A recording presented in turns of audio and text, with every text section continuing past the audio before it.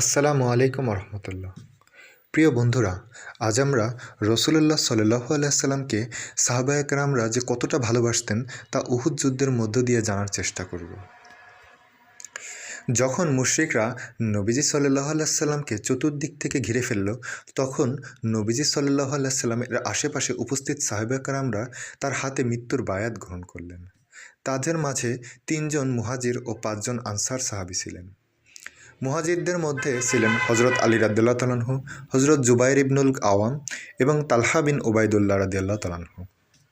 আর আনসারদের মধ্যে হজরত আবু দাজানা, হারিস বিন সামআ, হুবাব বিন মুনজির, আশেম বিন সাবেত এবং সাহল বিন হানিফ রাদিয়াল্লাহু তাআলা আনহু ছিলেন।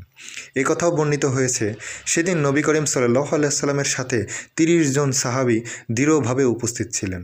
তারা সকলে নবীজি সাল্লাল্লাহু আলাইহি সাল্লামকে বলেছিলেন, হে আল্লাহর রসূল, আমার চেহারা আপনার চেহারার উপর কুরবান, আমার প্রাণ আপনার প্রাণের প্রতি কুরবান, আপনার প্রতি সবসময় শান্তি ও রহমতের বৃষ্টি বর্ষিত হোক। সুবহানাল্লাহ, আল্লাহু আকবার। এই হাদিসটির মধ্য দিয়ে আমরা বুঝতে পারি সাহাবায়ে কেরামরা রাসূলুল্লাহ সাল্লাল্লাহু আলাইহি সাল্লামকে ঠিক কতটা ভালোবাসতেন।